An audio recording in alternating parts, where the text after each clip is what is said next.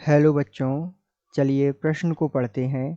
Green house प्रभाव के कारण पृथ्वी का गर्म होना रिक्त स्थान कहलाता है। तो आइए बच्चों, मुख्य अवधारणा को समझते हुए हम इस प्रश्न को हल करते हैं। तो इस प्रश्न को हल करने से पहले सबसे पहले हम समझते हैं ग्रीन हाउस प्रभाव क्या है।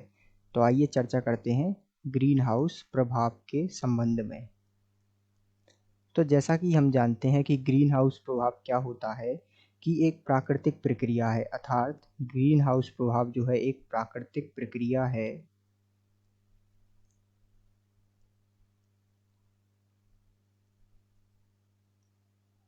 जिसके द्वारा किसी ग्रह या उपग्रह के वातावरण में मौजूद कुछ गैसें वातावरण के तापमान को अपेक्षाकृत अधिक गर्म बनाने में मदद करती हैं। अर्थात इसे इस प्रकार भी हम समझ सकते हैं कि ये एक प्राकृतिक प्रक्रिया है जिसके द्वारा किसी ग्रह या उपग्रह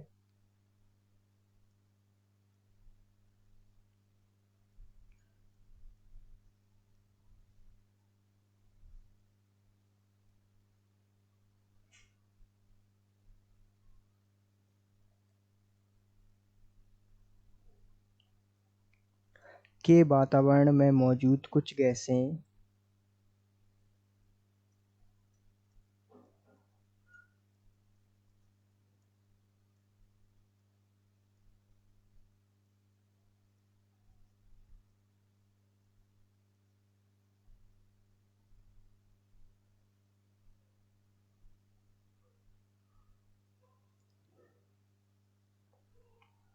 वातावरण के तापमान को अपेक्षाकृत अधिक गर्म बनाने में मदद करती हैं।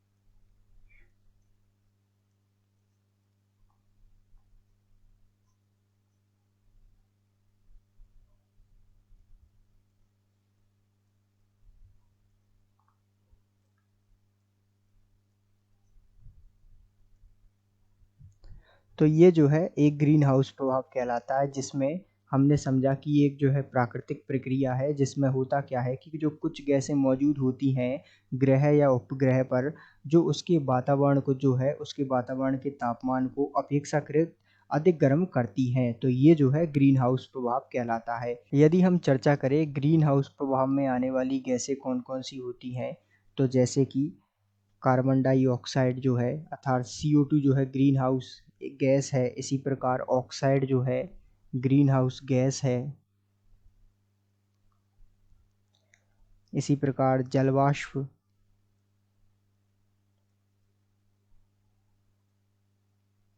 Methane CH4।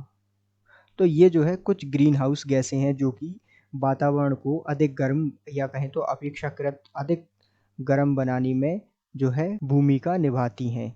तो इस आधार पर हम कह सकते हैं कि ग्रीन हाउस प्रभाव के कारण पृथ्वी का गर्म होना जो है रिक्त स्थान में आएगा, ग्लोबल वार्मिंग कहलाता है।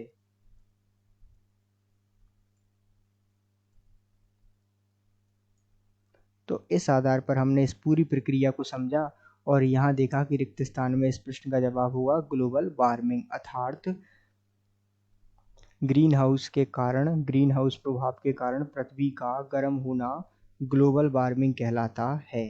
तो आशा करते हैं आपको समझ आया होगा। धन्यवाद।